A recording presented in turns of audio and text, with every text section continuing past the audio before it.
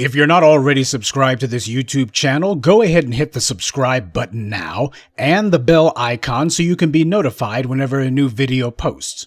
Also, if you're already subscribed, be sure to check and make sure that YouTube hasn't unsubscribed you. Seems every week I get a number of people who tell me that they were unsubscribed without their permission. And of course, be sure to give the video a like. The white supremacists hate that.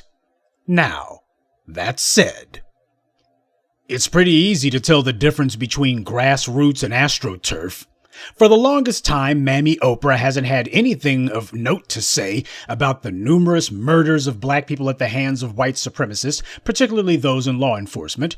But Harpo has decided to slither out of whatever hole she's been hiding in, and she's now trying to carpet bomb the city of Louisville with a bunch of billboards regarding Breonna Taylor, and it's being done in the name of her soon-to-be defunct print edition of her magazine, which is nothing more than circling the toilet bowl for her little vanity project altogether.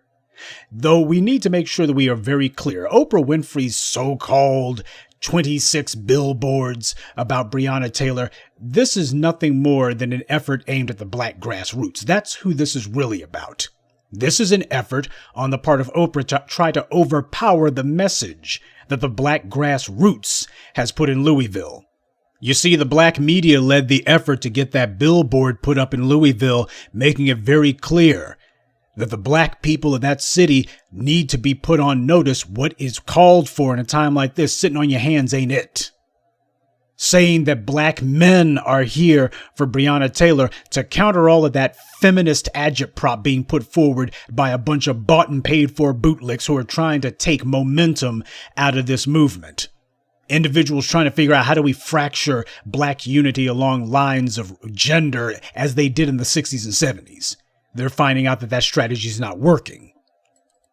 And you can tell that the powers that be have felt the heat. Last time when Jason put up 3 billboards in New York, next thing you know, you had some folk in Michigan putting up a sign saying that Livonia had racial profiling. Didn't say what to do about it or anything, but here they go.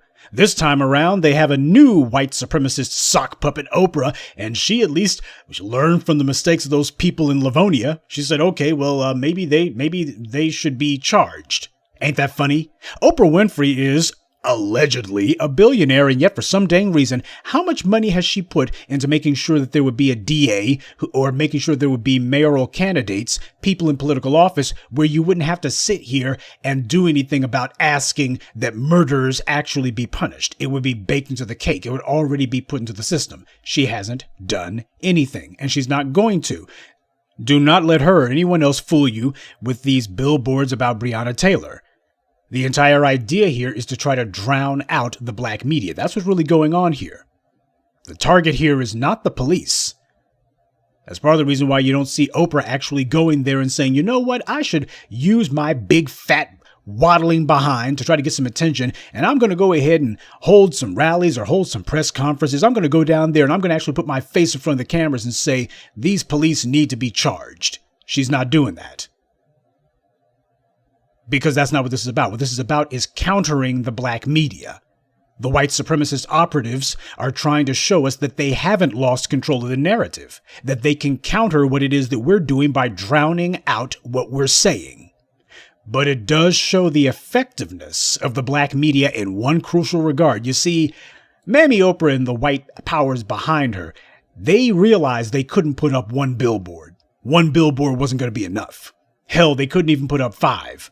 Or even 10, that wouldn't be enough. They realized that the black media had struck first and struck best. The black media said what was on everyone's minds and did it in a place and in such a scale that it couldn't be missed. So in order to try to counter that, they put up over 24, more than 24 billboards, trying to figure out how to sound a little bit like us, calling themselves trying to counter us. We're going to put up over 24 of them.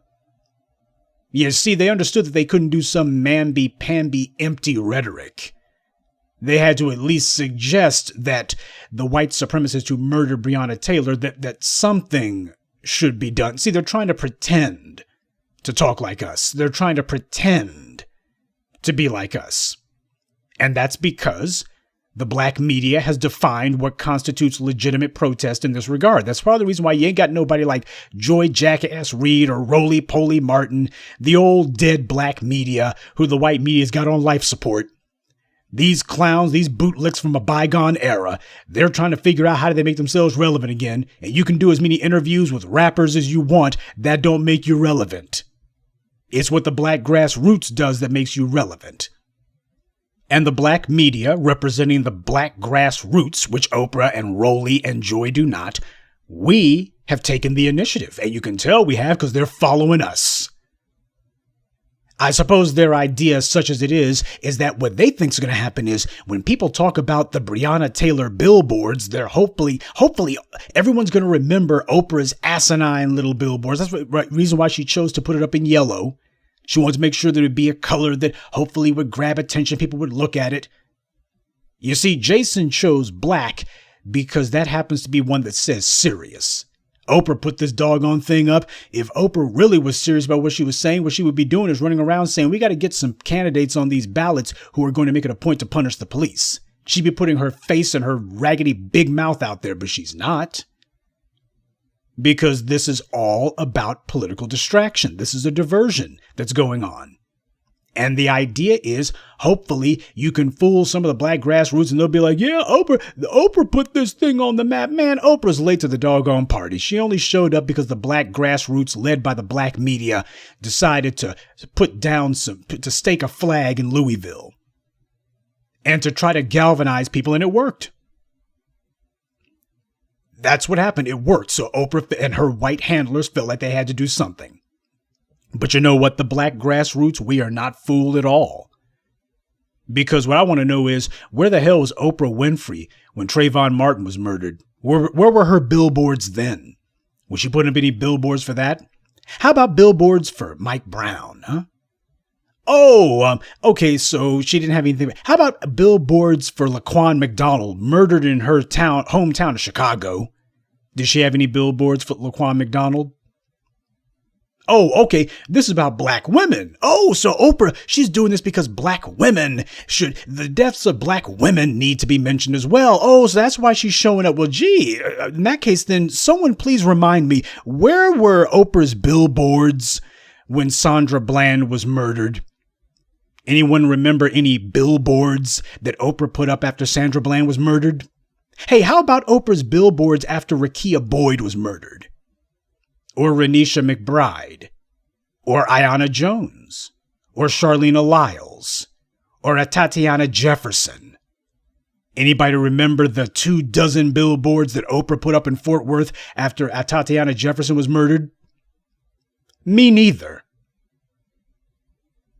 So Oprah Winfrey, she don't give a damn about black women, never has.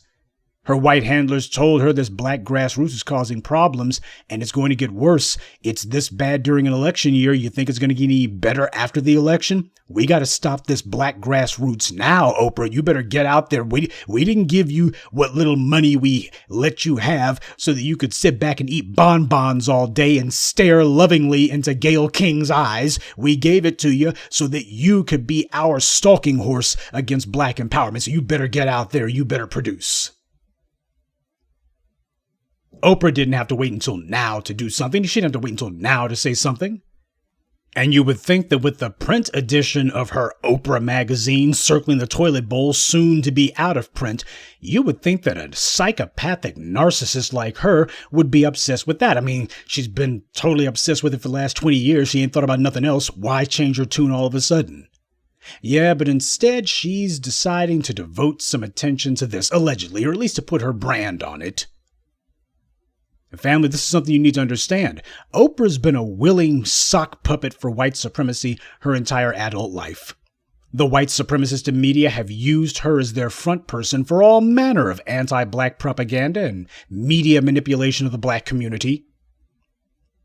Come on, let's be bluntly honest here. You really think Oprah's worth as much as the white media tries to claim that she is? Just like Donald Trump, it's all a con. It's an empty claim. It is entirely possible, and I think it's likely the case, that Oprah didn't pay for these billboards at all. She merely lent out her name as a brand so that the white handlers who are behind this, they can go ahead and put this phony baloney AstroTurf stunt on and then turn around and claim, hey, this is Oprah's. Oprah's got her name on there, so, it had to come from her, so you can't question it. There's a black person behind it, Come on. When it came time to smear Russell Simmons, it was Apple who wanted to do the smearing, but it was Oprah who they wanted to get out there and be their front woman and say, oh, well, you can't really claim it's racist because I'm out here and you get a smear and you get a smear and you get a smear. That's what she was doing.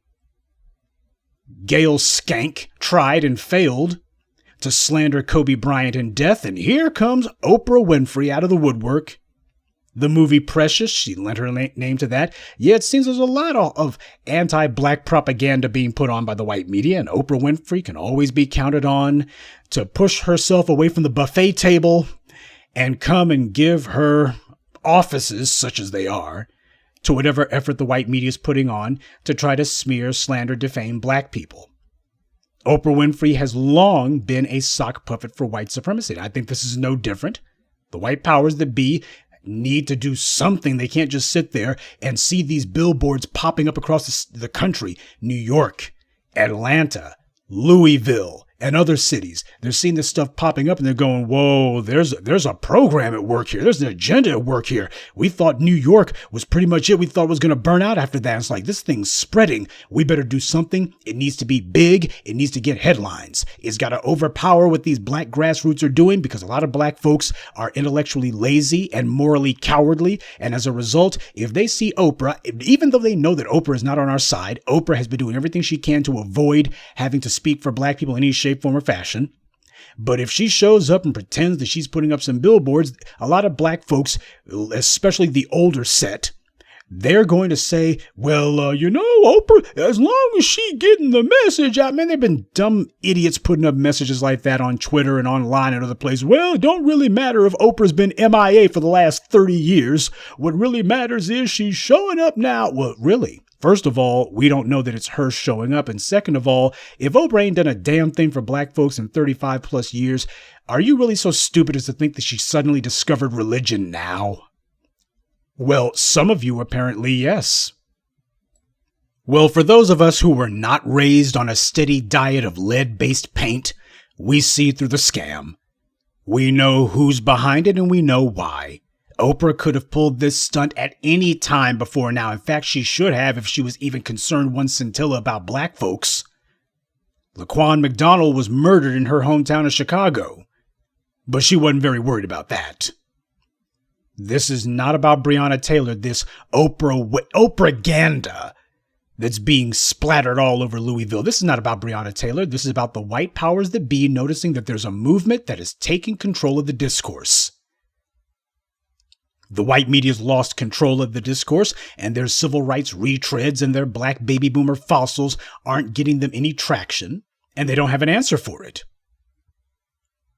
So after decades of attacking black men and years of ignoring black women who have been murdered by the white supremacists, here comes Oprah Winfrey now. Yeah, because they've seen what's happened nationwide, and they understand this is part of an ongoing war to spotlight white supremacist violence and to get black folks on code, and they see that it's working. See, this is what we tell you with white supremacy. They are ultra hypersensitive to anything that might even constitute an organized effort by black people to speak in our own regard.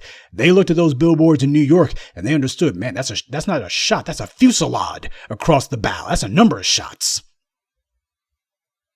You better believe they've been checking out the Black Channel and Jason and the Black Grassroots and me and any of you people who like to comment frequently. They've been checking us out 5 ways from Sunday. And they're looking and saying, these guys, hey, put in some calls to D.C. Put in some calls to San Francisco. Put in some calls to Miami and New York. Hey, say, you guys aren't behind this by any chance, you might want to get on code, fellas. You're not behind this by any chance, are you? What they're telling them is, no, these Black Channel billboards, this isn't one of ours. You think it's one of our little organizations, one of the pork chop preachers that we got on the payroll? Nah, those guys, they're too busy going to the NAACP summer luncheon and the Urban League fall fish fry. That's what they're interested in. So that's not them. That's not them at all. They were putting the word out trying to figure out who the hell's behind these billboards. Who the hell is sitting here trying to cause all this trouble for us? And they realized it wasn't one of their bought and paid for bootlicks, and it's not anyone affiliated with them. In other words, this is coming from a source that they cannot control. And that's the problem. That's the entire problem. So since they can't control this message, they're trying to use Oprah Winfrey to put out some Oprahganda. You know, a message that they do control. So family, if you want to know how important it is that the black grassroots be on point when it comes to pushing our message, you're seeing what the reaction from the white powers that be has been.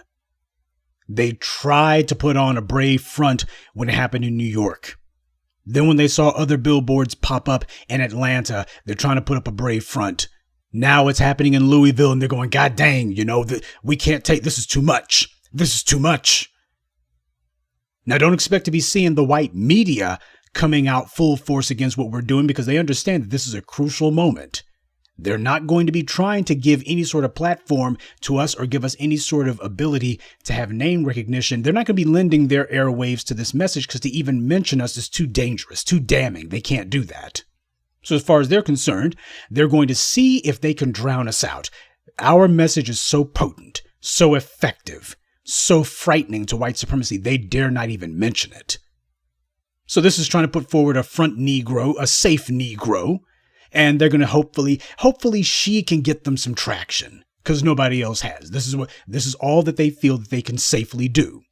Well, we cannot leave the white media any safe harbor to push their propaganda. We cannot let up on the bastards.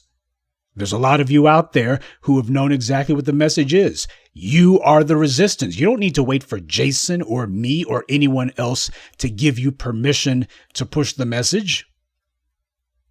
Those of you who have been listening to us, especially our folks who have been listening for a long time, you're already familiar with the message package itself. You're already familiar with the basics. You know exactly what the message is supposed to be.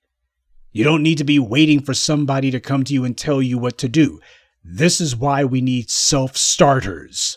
The white supremacists pride themselves on having groups who are self-starters. That way you're up against a constant phalanx of opposition, teams of opponents.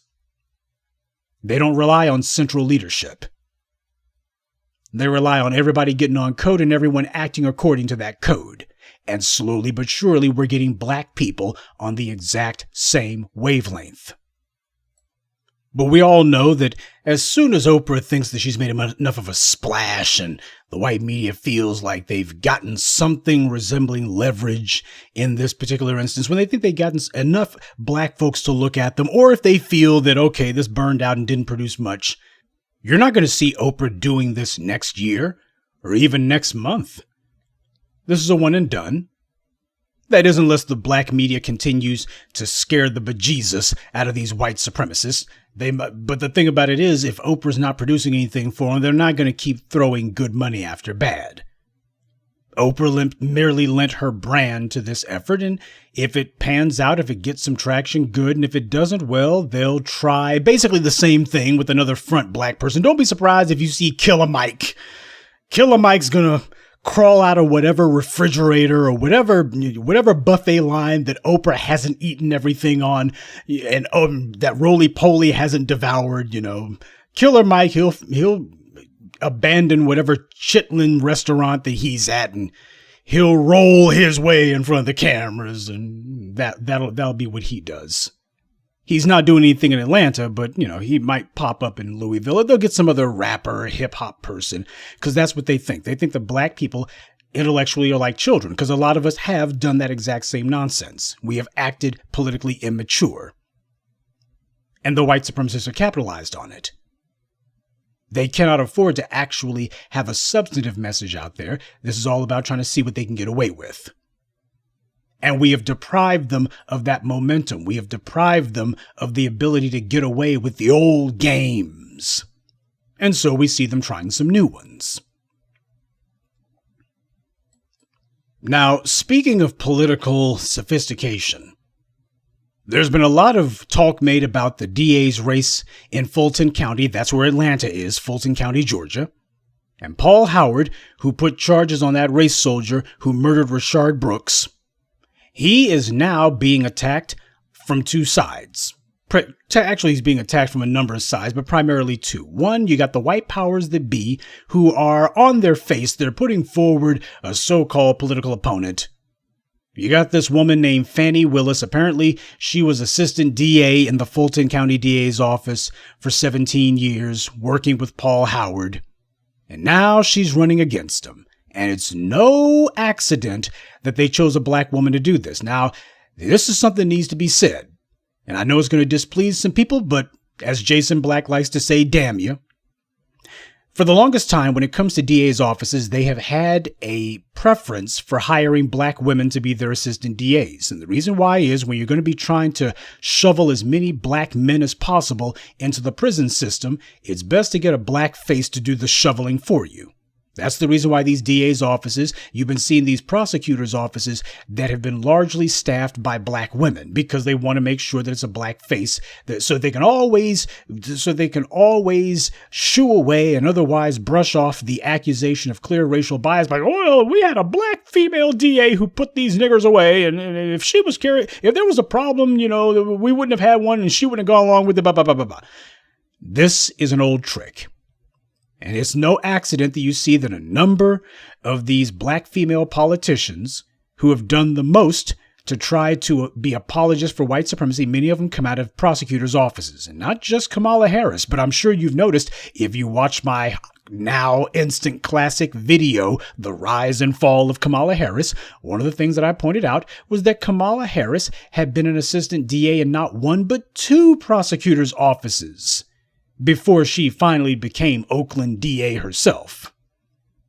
Before she finally became the DA, she had been the assistant DA for years and years and ran against her old boss and beat him with the support of the police unions. And Fani Willis is operating out of the exact same playbook. Because without much searching, the first thing that you find out is this Fani Willis woman, who apparently is so hot and bothered to hear her tell the story. She says, well, this Paul Howard's prosecution of the police, why is he so angry about the killing of Rayshard Brooks? After all, there's a number of killings of black men by the police, and he hasn't been going gung-ho about that. So this is just political year maneuvering. Of course, she doesn't say what the hell her interest in all this is. And it's not until you look and you realize that Fani Willis has not only been endorsed by the International Brotherhood of Police, she's also received campaign donations from them. So you got a woman who is literally on the payroll of the police. Fani Willis is literally on the cops' payroll. And yet she's attempting to cast aspersions on Paul Howard. Now, I'm not here to be a spokesperson for Paul Howard. I don't know him well enough, but I do know one thing. The very fact that he put such serious charges on that guy who murdered Rayshard Brooks, that sets a very dangerous precedent. Because what it means is you got a black politician, a black man who's seeking public office, or rather a black man who's holding public office and seeking to continue to hold it. And he's setting the precedent that when you kill a black person, we're going to be throwing harder charges at you now. All of this, something that only gets 5 years. No, man, we're seeking serious prison time at the local level. See, the white supremacists, they've always known that these cops who are killing black people should be in prison for life. But what they've been doing is, I've been telling you this for years, they've been trying to set an artificial ceiling for what would constitute a maximum sentence for a white supremacist. They're trying to set an artificial ceiling that, well, you can't really justify more than 5 years, maybe 2 years tops with good behavior, but no more than 5 years. Why? It was all above board. That's what they've been trying to do through propaganda for years. The white media with their legal experts, nothing more than rhetoricians and liars, largely paid for by white supremacist think tanks. And they've been putting forward that lie that, well, 5 years about all you can get. It's going to be very tough to do, and you don't want to overcharge them, Well, what happened was Paul Howard's like, to hell with that. We're going to set a precedent with this one. And they're scared that this is going to be precedent setting, that other DAs are going to see this, or other black folks in other cities will see this and say, nah, we saw what happened in Atlanta. You need to be hitting that cop with the maximum sentence. I don't know if we can get it. Don't worry. You're going to have a jury that'll make sure you get it. They don't want to see that happen because they know that what will occur is this is going to become habit forming, or at the very least, it's going to become more compelling. You're not going to be getting away with any 5-year charges. It's going to be a matter of, they got to get the hardest time there is. Because they've seen what's been happening the last 5 years. We have gone from, it was Jeffrey Toobin and, it's just so difficult to convict the police. The public just trusts the police. That's what it is. Now it's a matter of the cops. As soon as they get charged, they know, chances are I'm going to do 5 years. That's become the norm because we kept pushing and we never stopped pushing. And what I told you was we were going to keep pushing until finally we make it the norm that these guys get life. That's going to be the norm. Why? Because the police expect extraordinary protection under law. We're going to make sure they get extraordinary punishment under law. If you think carrying a badge means that you are entitled to exceptional protection under law because of what you do, I say that because you have a badge, you're supposed to get the max, even for jaywalking. Hey, if a cop gets even accused of littering, 25 to life. And if he's accused of killing a black person, that's automatic capital punishment. Automatic, off top. We gotta send you to the gas chamber. We gotta give you that poison needle because you wear a badge. You carry a badge. So what that means is any offense that you do that takes the life of a black person, that's automatic capital punishment. You have to get capital punishment because of what you do. The fact you carry a badge means when you do it, it's far worse. It's not merely an offense against the law, it's an offense against justice itself. That's the narrative that's being pushed, and as you can see, it is prevailing. Again, this is not about endorsing Paul Howard. I gotta say that as a disclaimer because you got a bunch of black folks who are politically dim-witted. You got these fools going, brother, was you trying to protect and defend R. Kelly? Was you trying to protect and defend Bill Cosby? You got these idiots, morons, doing their impersonation of what they think a smart person might sound like. And they think that sounds clever when it sounds stupid. You need to understand when there are attacks that should be against an individual and when you have bigger issues at stake where you're actually fighting not against a person or against a particular action, but against a principle. Many black people are politically unsophisticated, so they can't tell the difference. And there's a class of them who don't care. They just want to run their mouths because that kind of marijuana or crack-induced babble that they can get away with in front of their friends or online because they're too stupid to hold a coherent conversation, they try to bring it here and it don't wash. This is not about Paul Howard. The fact that Paul Howard has done this and the police are so up in arms about it, that is something that we need to make sure that they're powerless to change. That's the precedent that must be set. That you got a DA who puts serious charges against the police. The police decide that they're going to try to gin up a phony baloney contender against it. We're going to get him voted out of office. And that falls flat. But that is not the only thing that the police are doing, because you have this Fani Willis woman. She's already saying that Paul Howard's going to be criminally charged before the end of the year. Now, how would she know that? How would she know that he hasn't been criminally charged? Oh, sure, you got some ethics charges, but it ain't the same thing. She's saying he's going to be criminally charged. How does she know that? How would she have any way to know that? And why would she be out there telling the voters, especially black voters, this black DA that you got, he's going to be criminally charged? That's because what she's doing is she's sending the message. The message is she is the white supremacist candidate of choice. She happens to be their, forget about Manchurian candidate, she's the mayonnaise candidate. That's what Fani Willis is. She's the mayonnaise candidate. Because Fani Willis, in addition to having gotten money from the International Brotherhood of Police, she's also received money from former Atlanta mayoral candidate Mary Norwood, who's a white woman, by the way, city council member. And it's a matter of just like what they did with Detroit. We gotta acclimate the Negroes to accepting white supremacist rule again. We gotta make sure they understand that we spent 50 years buying and paying for sock puppet stalking horse candidates. You want to know why it is that black people haven't gotten anything from black politicians? It's because the white supremacists, we've been the ones paying for them. That's what they've been doing for 50 plus years. Why is it that your black politicians have been ignoring you? It's because you didn't choose them. They were chosen for you by the white supremacists. You got these white newspapers and TV stations saying this nigger over here, he should be on the city council. He should be mayor, when they know that person's nothing more than their puppet who is going to maintain the white supremacist status quo.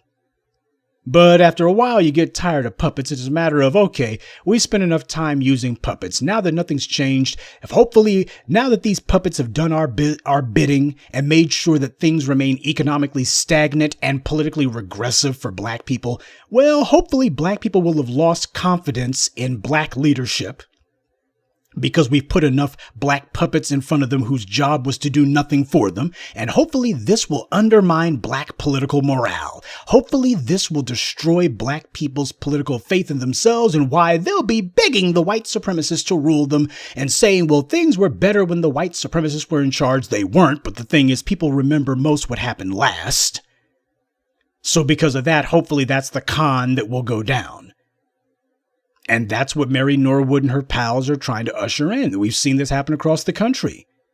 Ever since the 1960s, the white supremacists spent a lot of time and a lot of effort finding and cultivating black political puppets who they would then present to us and say, here's your candidate. Don't pay attention to the white money and the white men behind them. Please pay no attention to the white men behind the curtain. And what would happen is these black puppets would get into office, do nothing for black people, and the white supremacists would gas up these morons' empty heads with all sorts of delusions and asinine talk about, you could be a congressional candidate or even governor. There's been some talk around the cocktail party in the country club about how you could be good material for our next senator. They do that with the black bootlick, and the black bootlick goes, really, massa? And that's usually the con that gets run on them. And because of the fact that, as I've told you, bootlicks don't have any sort of marketable skills. The only skill that a bootlick has is licking boots. And that's the reason why these guys aren't good for anything else. They can't do anything else. They have to rely on the white benefactors who are giving them some crumbs from the table because they don't have the ability to get anything on their own. And while Fani Willis is trying to gin up some phony fake outrage about Paul Howard and some phony ethics charges, why is it that nobody's talking about Fani Willis and the money that she's received from the police unions? The police unions are clearly going to expect that anyone who they put money into the pockets of are going to have to pay them back through policy. And the main policy that the police unions want, you make sure that any white cop who kills a black person never sees a day in prison. You don't bring charges against them. We want immunity from law. This is a clear conflict of interest. This is a clear ethics violation. Yeah, but you're not going to see anybody saying, hey, Fani Willis should be brought up on charges. She's just taking money from the police unions. You think they're not going to want anything for that money? Hey, it's improper for you to be taking money from the very cops who the public is saying to prosecute. But that never becomes an ethics issue, and the white media doesn't make it into an ethics issue, but the black community is. The black community in Atlanta clearly is not happy that Fani Willis is getting money from the police who are killing them in the streets. So why is that not called a controversial endorsement? See, when it comes to the police, you never put controversial on anything that the police do. Police unions' actions are never controversial. Getting the support of the police is never controversial, even when the people are demonstrating in the streets. Even when there's riots nationwide against the police, getting the police's endorsement is not controversial. White media never calls that controversial. And you don't have any politicians going, this is improper. It's never improper, never controversial, never unethical, never questionable. But this is what Fani Willis is up to. While she's busy trying to cast aspersions on Paul Howard, meanwhile, she's taking money from the police. And I'm sure that she's not going to be paying them back through policy. I'm sure that she's going to be bringing charges. She's going to be doing just like all these other DAs. Well, we looked at it and there was just nothing we could do. Just nothing we could do. That's what they're setting up here. And the white media attempting to whitewash it and to say, well, it's all above board. And the clear purpose behind all this is to send the message to Paul Howard and black politicians in Fulton County, Atlanta, and across the country. If you call yourself thinking that you're going to popularize running on a political platform of punishing white supremacists, especially the enforcement arm of white supremacy, if you think you're going to run on a platform of breaking the enforcement arm of white supremacy. Well, we're going to come at you with everything we got. Why, we'll even pay some black stooge to be our front person so that we can hide behind them, and it'll be harder for you to point to the white supremacists who are behind them pushing this effort. Oh yeah, if you take money from the police, that's just good politicking. But if you call yourself punishing the police, well, that's controversial. You're going to be embattled. That's an ethics charge. That's criminal. Everyone will understand the real crime that Paul Howard committed was not any sort of phony baloney ethics, fraudulent falsehoods about ethics violations. The real charge was he called himself punishing a white man. That was the real crime that Paul Howard committed. And as for Fani Willis, nobody's going to be saying that she should lose her law license. Nobody's going to say she should be disbarred. Nobody's going to say bring her before the state bar disciplinary committee. Nobody's going to say that. Because they understand that what she's really doing is she's going to the mat for white supremacy. And that's the message that will clearly get across to everyone. Paul Howard is going to get jammed up in the courts because he is trying to punish a white man who murdered a black man.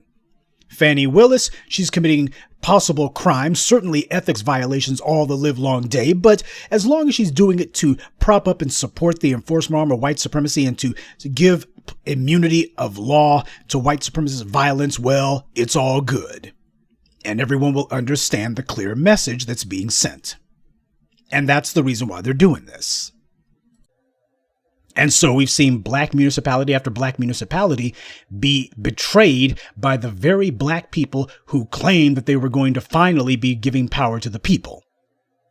Because these people, these individuals have been chosen by white supremacists. And this is what Mary Norwood's about. And this is who Fani Willis has taken money from. She's taken money from the police, and she's taken money from the old white leadership of Atlanta, and apparently the idea is they're going to be using her as their stalking horse, and she is eagerly trying to get that job. You know what? I bet she's already having daydreams about how she's going to be vice president one day or something like that. You can tell that the black bootlick always thinks to themselves that, oh, these white supremacists, they love me so much. But that's what's going on in Fulton County right now. This is the con, the fraud that Fani Willis is attempting to promote. This is Kamala Harris all over again. I don't know if Fani Willis is descended from any people from the Caribbean or from Africa or what have you, but I do know this woman doesn't give a damn about the black folks of Atlanta. That much I do know. By the way, you notice how she hasn't said what it is that she's going to be doing to make sure that the murder of Rayshard Brooks gets the hardest time there is. Notice how she's not doing that. She's not talking about, hey, I can be tougher on police violence than Paul Howard is. Notice how that's not the line that she's using. She's not using the line of, I'm going to be as hard on these white supremacists. I'm going to put these bastards through hell. As soon as I get elected, every white supremacist better either get out of town, or they better come begging for mercy, because I'm going to be putting cases on all these scumbags. Notice how that's not what she's saying. Instead, what she's talking about is Paul Howard. Somebody should be putting a case on him. So she's not concerned about the white supremacists who have been running roughshod over black people. She's a former prosecutor in his office. If she's so hot and bothered about all the cases of black people killed or harmed by the police that she claims Paul Howard hasn't done anything about, notice how she's not saying that she's going to do anything about it either. Oh, she'll point and say, well, Paul Howard, plenty of cases of black people being harmed or killed by the police, and Paul Howard hasn't felt moved to do anything about that before this year. He hasn't made an issue out of those. Yeah, and she ain't making an issue out of it either. So what does that tell you? You better learn to understand when somebody's running game on you. So I hope you see what's been happening here. This last week, we've had the white supremacists attempting to mobilize. And you notice that they're using black women in particular to do this. And the reason why is this is their strategy. They're thinking to themselves, hey, the only play we got, is it possible, just possible, that we still have some mileage in the You Go Girl scam? They're trying to see that because they realize black women ain't going for the scam like that. Oh, you got a few sorority skanks, and you got some shea butter biscuit bootlick bedwenches, some aspiring Kamala Harris's and Fani Willis types.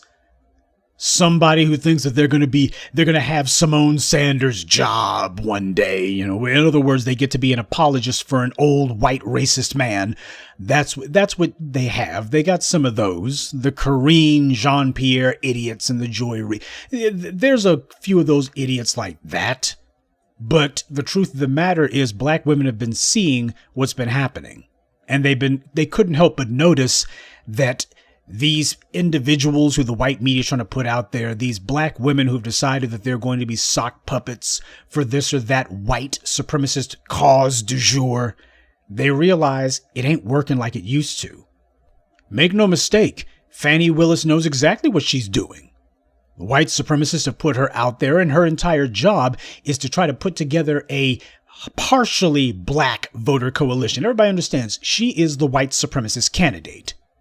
That's why the police and the old white leadership of Atlanta are behind her. It is fully understood that Fani Willis is their black sock puppet. She is their tool. She is going to do what the white supremacists want, which is to restore the white supremacists to power, or at the very least to maintain their legal immunity from law. Everyone understands she's the white supremacist candidate. She is their tool. And that being the case, the goal is, hey, we're going to have her with a voter coalition. If we can just carve off enough black votes. We already know that the white supremacists are going to mobilize the casual racist, read white moderates. We're going to mobilize the white vote to get behind Fani Willis. And hopefully she can slice off just enough black votes, particularly black female votes. That's why they keep making a big deal. Black women voted. What they really mean is black men have broken bad on the Democratic Party. And what they're hoping is they're trying to keep black women from doing the same. So they're giving a bunch of insincere praise to black women, hopefully enough psychological masturbation, and black women won't start thinking. At least that's the working theory. But it's going to be tested on Tuesday. We already know that Fani Willis is going to get a huge part of, she's going to get the majority of white votes of people who vote for the DA.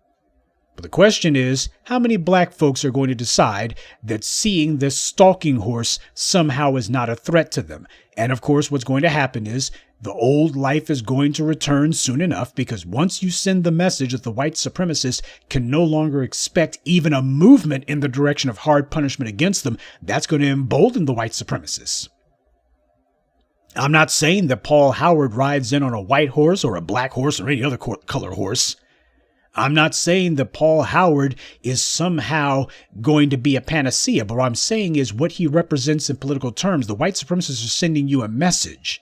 They don't want to see the trend, whether or not Paul Howard is getting up every morning going, "Oh, Lord, I can't wait to put some of them cops in prison," or not. That's beside the point. The point is the white supremacists understand that this man is running on a platform of, I'm going to be giving serious time to anyone who kills black people. They don't want to see any bricks taken away from that wall.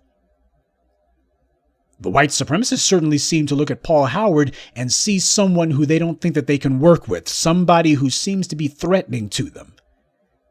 If not what he's doing, at the very least, what his present actions represent. See, that's what happens when you're politically sophisticated. You're looking at trends. You're not just looking at the man himself, you're looking at the principle. You're looking at what this guy represents. And Fani Willis would represent a repudiation of all that. But understand, Paul Howard, he gets reelected. Even if he doesn't get reelected, they've already shown what their plan is. What their plan is that, okay, since you're going to start putting cases on these white supremacists, serious cases, since you're threatening us directly now, we're going to see if we can bring you up on charges. We're going to try to jam you up with one phony baloney ethics charge after the next. We're going to put some criminal charges against you if we can. We're going to claim something. Hey, we got the state attorney general. We're going to see if we can get them to bring something against you. That's going to be what plan B is. If they can't win at the ballot box, if their stalking horse fails to fool or connive or otherwise deceive a critical mass of black people into breaking for her, then what's going to happen is, and I think this will happen regardless of if Paul Howard gets reelected or not, but the goal clearly is that if he gets reelected, go ahead and start attacking him through the state attorney general's office. And we see that time and again. By the way, saw it in Michigan. At the state level, where the white supremacists have greater numbers at the state level, they keep doing that. If we can't overwhelm black people at the local level, we'll see if we can interfere with them at the state level. And Paul Howard, we're going to see if we can bring some phony baloney criminal charges against him. If Paul Howard loses, then guess what? They'll still bring criminal charges anyway, simply to make the point so they can say, he was voted out by the voters and then soon after he checked into prison. Because that's the idea. They want to send the message to a lot of black politicians, crooked and honest alike, to send the message. You go against what the white supremacists say, and well, you may have the numbers at the local or even county level, but there's no black polity that has organized itself to exercise disproportionate heft at the state level, and the state level is where the state attorney general's at. And that you better believe they're going to be on code at the state level. So for the people out there who are basically career skeptics about a lot of things, whether you have information about it or not, whether you have enough information to actually draw any conclusions, you better understand that what's happening out there in Fulton County, this is something that the white supremacists feel threatened by. They're going all out about this for a reason. You see, a lot of black folks didn't think that the killing of Trayvon Martin was a watershed event. The white supremacists understand that there are events that drive trends throughout the nation. And that if you sleep on those kind of things, or if you don't assign them the importance that they're due, as black people in too many cases have when it comes to white supremacist violence against us, next thing you know, you're going to be seeing the floodgates open, just attack after attack after attack. The white supremacists thought that they were on a run for a little while, and it seemed like they may have been. But the black grassroots pushed and pushed and kept pushing, and next thing you know, cops started getting charged. Next thing you know, cops started getting hit with conviction after conviction. Now that's starting to become the norm. And now you're seeing that there are DAs saying there are laws on the books now. New laws getting put on the books against them. And DAs saying, you know what, no more of this cops claiming that he had a weapon or something. No, we're going to hit you with the hardest time there is. That's what they're seeing. They're seeing that the trend has merely gone from being just against them to now it's running them into the ground. And they're desperate at this point because what's happening in a major city like Atlanta, they don't want to see that spreading anywhere else. Because black people have relatives all over the country in the few places that we're at.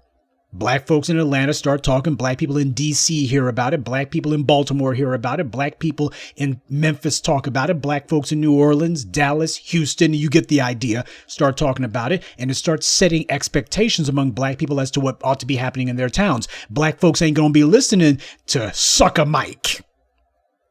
They're not going to be listening to these black puppets. Instead, you're going to have black folks saying, you know what? We're not worried about that ballot box. What we're concerned about is whether or not these scumbags get punished. And the expectation is they're going to get the hardest time there is. You ain't going to be settling for, oh, well, he got convicted. No. He's supposed to get the hardest time there is. You either get life or you get capital punishment, one or the other. But all this mamby-pamby 5-year stuff, no, forget about all that. That's what's happening here. That's where the trend is going if it is not stopped. And so Paul Howard is seen as being a possible watershed event on the East Coast. If he gets successfully reelected, the white supremacists can try to bring charges against him, but it's very difficult to be actually bringing criminal charges against a politician while he holds office. It's part of the reason why they usually have the feds do that. At the state level, it's very, very difficult. And if he's holding office, first thing he can point to and say is, you know, I got reelected and they're trying to get me out of office like this because they can't get me out of office any other way. They tried and they failed. The voters are against them. It also pretends serious consequences from the electorate. Marion Barry got jammed up on drug charges, and when he got that behind him, he ran for re-election and won. The voters were still with him.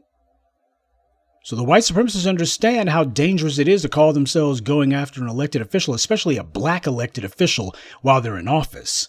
It's one thing if you try to call in the feds to do it. Doing it at the state level, that's going to be the easiest sell in the world to say, see, these good old boys, the white supremacists couldn't take that L, so look at them trying to steal an election that they knew that they couldn't win. But it also means Fani Willis gets repudiated. The same old strategy of we're going to bring out some black bootlick. We're going to prop them up and they're going to do our bidding for us. It's going to be a matter of, that doesn't even work. So how are you going to incentivize the next black bootlick when they realize, that con game ain't going to work. Only thing I'm going to do is ruin myself. That's going to you're going to have the black bootlicks get real leery about this kind of stuff when they realize that it doesn't work. But that only happens if we do what we're supposed to do. No amount of Oprah-ganda in Louisville or Copaganda in Fulton County can be successful if black folks understand what's in their interest. That brings me to the final subject of this evening's video address. When it comes to elections at the federal level, we have no stake in that. Nobody's promising us anything. But I have always told you that it makes sense. You can vote at the local and state level so long as you have somebody who's offering you tangibles, making sure that these white supremacists are doing hard time, making sure the white supremacists are denied a crucial victory. They want that white supremacist to walk so that they can point and say, see, he should sue to get his job back and blah, blah, blah, blah, blah. That's where this is going as far as they're concerned. As black folks, when it comes to voting at the state and local level where we can actually take offices for ourselves, that makes sense. But voting for somebody who offers you absolutely nothing, I don't give a dang if he's running for dog catcher. If he's not offering you anything, that's stupid. And you can try to make excuses for it. You sound like an idiot making excuses. So voting at the local and state level, you make sure that whoever it is, you're getting something tangible for it. Now, in the case of Paul Howard, since the white supremacists are so scared about this one, we need to make sure that the white supremacist thugs with badges are put on notice, which he has done, by the way. This is an important thing to show that the public is behind, to focus the will of the public behind making sure the white supremacists get hit with the hardest time there is. There is real value in voting for Paul Howard, regardless of whatever the skeptics, many of whom I think are nothing more than white supremacist plants. Whatever these suspected white supremacist plants might be trying to say online, there is value to making sure that the message gets sent. If you run on a platform of, I'm going to put the police in prison, that's going to get you in office. That's an important precedent to be set. You want to get the vote? Say that you're going to put cases on the police. Say you're going to put the police in prison and make sure that they get the hardest time there is. That'll get you elected. That gets you votes. I can tell you right now, if you had some white supremacists running on a platform of, I'm going to get as many black people in prison as possible. This black guy over here, this guy, Breonna Taylor's boyfriend, defended himself from the police, and we're going to put a case on him. We're going to make sure we're going to get a case on this guy. Kenneth Walker, he can't be allowed to walk. We're going to put a case on him. You would be looking at that and going, hold on, something needs to be done about that. And you would be right. That would be an election worth getting involved in because it needs to send a message. When a black man defends his woman and defends himself from white supremacist violence, that is a sacred act. That is sacrosanct. He's the good guy. Give this guy a parade. You don't call yourself trying to put some nuisance suit against him or trying to jam him up. That's a man who deserves the key to the city. Defending yourself against white supremacist violence is a virtuous act and must be regarded as such. Likewise, white supremacist violence is absolutely intolerable, and it must be punished as such. So you make sure that before you go calling yourself voting at the state or local level, you know what the hell it is you're voting for. Either you are voting for our legal and political defense, and that means there must be a direct line toward white supremacists being punished. If you're not voting for white supremacists to be punished specifically for that, a candidate who's making it clear, a vote for me is a vote to punish the white supremacists. If you're not voting for that, you're voting for nothing. If a candidate comes up to you and they're giving you the same empty words about economic development or some other mamby-pamby words that don't mean anything, if they're not actually talking about tangibles, they're talking around tangibles, they're not actually talking about tangibles, then you don't vote for that. That's a foolish thing to turn out to vote for. You vote for tangibles and you vote for punishment for the white supremacists. Those are the issues. Candidates run on the issue of, here are the tangibles that the black community is going to get. We're prioritizing economic tangibles for the black community. Okay, then you can get our vote. But you got to be specific about it. No vagaries. I need to be able to draw a direct line between what you say and my bank account. Now, if you say that, now we're talking. Otherwise, kick rocks. So this is what's going on, family. The white supremacist effort against us is intensifying. They see exactly what's going on, and they're trying to put up roadblocks now. And this all fronting on the election, all of this leading breadcrumbs leading up to that election in November. And beyond that, because they understand that what's starting now is a generational war against white supremacy to dismantle it. And if they're not able to stymie it now, not able to weaken it now, if they're not able to undermine the proponents and thought leaders of black empowerment now, if they're not able to try to drown out what we're saying now, if they're not able to counter what we've done, because the reason Paul Howard got a little bit of steel in his spine to do this is because he saw that there could be possible support from the black grassroots if he did. That's what emboldened him. Same thing with Colin Kaepernick. When these guys understand that there's going to be support from the grassroots, that emboldens them. So the white supremacists are like, we gotta undermine that black grassroots support. Hey, I know, we'll put forward some black talking points put out there by some mouthpiece who we got on our payroll, and hopefully the Negroes will go for that because they're simple-minded sorts, and all you got to do is get a black front person to spew your lies, and the Negroes will go for it because they're simple-minded and they don't think. I believe that the white supremacists are wrong on all counts. I think it's a brand new day, but it is up to you, the grassroots, to show the white supremacists that they are dead wrong.